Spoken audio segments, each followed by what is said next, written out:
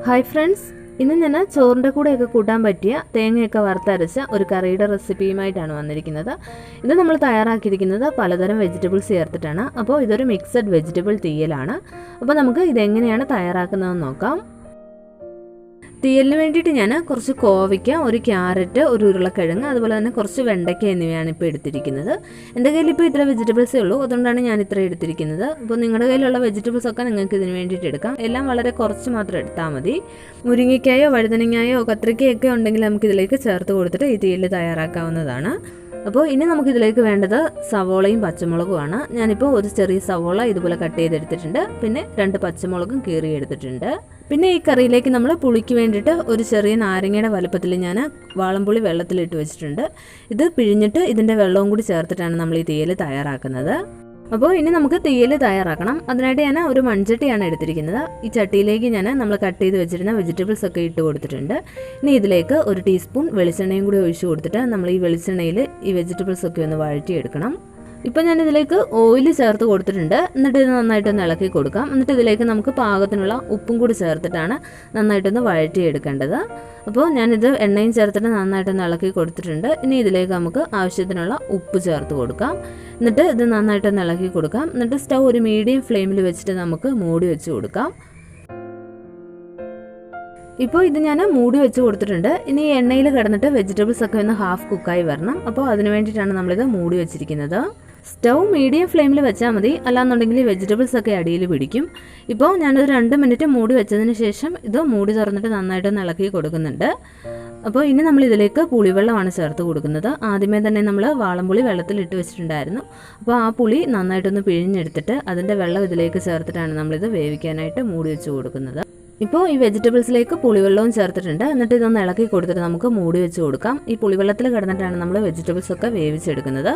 അപ്പോൾ വെജിറ്റബിൾസ് ഒക്കെ വെന്ത് കിട്ടാൻ വേണ്ടിയിട്ട് ഞാൻ മൂടി വെച്ച് കൊടുത്തിട്ടുണ്ട്. ഇനി നമുക്ക് ഇതിലേക്ക് വേണ്ട തേങ്ങയൊന്ന് വറുത്തരയ്ക്കണം. അതിനായിട്ട് ഞാൻ ഒരു പാൻ വെച്ച് കൊടുത്തിട്ടുണ്ട്. ഇനി ഇതിലേക്ക് നമുക്ക് കുറച്ച് തേങ്ങ ചിരകിയത് ഇട്ട് കൊടുക്കാം. എന്നിട്ട് ഈ തേങ്ങ ചിരകിയത് നല്ലൊരു ബ്രൗൺ കളർ ആകുന്നത് വരെ നമ്മൾ വറുത്തെടുക്കുകയാണ് ചെയ്യുന്നത്. ഈ തേങ്ങ വറുത്തെടുക്കുന്ന കൂടെ ഞാൻ 2 വെളുത്തുള്ളിയും കൂടി അരിഞ്ഞ് ചേർത്ത് കൊടുക്കുന്നുണ്ട്. എന്നിട്ട് ഈ വെളുത്തുള്ളിയും ചേർത്തിട്ട് നല്ലൊരു ബ്രൗൺ കളർ ആകുന്നത് വരെ നമുക്ക് ഈ തേങ്ങയൊന്ന് വറുത്തെടുക്കാം. ഈ തേങ്ങയൊക്കെ നല്ലൊരു ബ്രൗൺ കളറായി വന്നു കഴിയുമ്പോഴേക്കും നമുക്കിതിലേക്ക് വേണ്ട പൊടികളും കൂടി ഒന്ന് ചേർത്ത് കൊടുക്കണം. ഞാനിപ്പോൾ ഇതിലേക്ക് ഒരു 3/4 ടേബിൾ സ്പൂൺ മല്ലിപ്പൊടി ചേർത്ത് കൊടുത്തിട്ടുണ്ട്. ഒരു 1/2 ടേബിൾ സ്പൂൺ മുളക് പൊടി ചേർത്ത് കൊടുക്കുന്നുണ്ട്. ഇത് സാധാരണ മുളക് പൊടിയാണ്, അപ്പോൾ നല്ല എരിവുള്ള മുളക് പൊടി തന്നെയാണ്. പിന്നെ ഞാനിതിലേക്ക് ഒരു 1/4 സ്പൂൺ മഞ്ഞൾപ്പൊടിയും കൂടി ചേർത്ത് കൊടുത്തിട്ടുണ്ട്. ഇനി ഇതെല്ലാം നന്നായിട്ടൊന്ന് ഇളക്കി കൊടുക്കണം. സ്റ്റൗ ഏറ്റവും ലോ ഫ്ലെയിമിൽ തന്നെ വെച്ചാൽ മതി. പൊടികളൊക്കെ നന്നായിട്ടൊന്ന് മൂത്ത് അതിൻ്റെ ഒരു പച്ചച്ചൊവയൊക്കെ ഒന്ന് മാറി കിട്ടാൻ വേണ്ടിയിട്ടാണ്. എന്നിട്ട് നമുക്കിതിൻ്റെ ഫ്ലെയിം ഓഫ് ചെയ്ത് കൊടുക്കാം. ഈ ചട്ടിയുടെ ചൂട് കൊണ്ട് തന്നെ പൊടികളൊക്കെ ഒന്ന് മൂത്ത് കിട്ടും. അതിനുശേഷം നമുക്കിത് മറ്റൊരു പാത്രത്തിലേക്ക് ആക്കാം. എന്നിട്ട് നന്നായിട്ടൊന്ന് തണുത്ത് കഴിയുമ്പോഴാണ് നമ്മളിത് അരച്ചെടുക്കുന്നത്. ഇപ്പോൾ ഞാൻ ഈ വറുത്തെടുത്ത തേങ്ങ നന്നായിട്ടൊന്ന് തണുത്ത് കഴിഞ്ഞിട്ട് ഒരു മിക്സിയുടെ കപ്പിലേക്ക് ആക്കിയിട്ടുണ്ട്. ഇനി ഇതിലേക്ക് കുറച്ച് വെള്ളവും കൂടി ചേർത്തിട്ട് നല്ല പേസ്റ്റ് പോലെ നമുക്ക് അരച്ചെടുക്കണം. നമ്മൾ തേങ്ങയൊക്കെ വറുത്തരയ്ക്കുന്ന ടൈമിൽ ആദ്യമേ തന്നെ വേവാൻ വെച്ച വെജിറ്റബിൾസും കൂടി ഇടയ്ക്കൊന്ന് നോക്കണം. അതിൻ്റെ കാര്യം വിട്ടുപോകരുത്. ഞാൻ ഇടയ്ക്കിത് വെന്തോന്ന് നോക്കുന്നുണ്ടായിരുന്നു. ഇപ്പോൾ വെജിറ്റബിൾസ് ഒക്കെ നന്നായിട്ട് വെന്ത് വന്നിട്ടുണ്ട്. ഇതിൽ നമ്മൾ ഒഴിച്ചു കൊടുത്ത പുളിവെള്ളമൊക്കെ നന്നായിട്ടൊന്ന് വറ്റിപ്പോയി. പക്ഷേ സാരമില്ല. ഇനി നമുക്കിതിലേക്ക് തേങ്ങ വറുത്തരച്ചതും കൂടി ചേർത്ത് കൊടുക്കാം. ഇനി നമുക്ക് ഈ മിക്സിയുടെ കപ്പിൽ കുറച്ച് വെള്ളം ഒഴിച്ചിട്ട് അതും കൂടി ചുറ്റിച്ച് ഇതിലേക്കൊന്ന് ഒഴിച്ചു കൊടുക്കണം. നമ്മുടെ കറിയുടെ ചാറിനനുസരിച്ചിട്ട് ഇതിലേക്ക് വെള്ളം ഒഴിച്ചു കൊടുക്കുക. എന്നിട്ട് നന്നായിട്ടൊന്ന് ഇളക്കി കൊടുത്തതിന് ശേഷം നമുക്കിത് മൂടി വെച്ച് കൊടുക്കാം. ഇനി ഇത് നന്നായിട്ടൊന്ന് തിളച്ച് കുറച്ചൊന്ന് കുറുകി വരട്ടെ.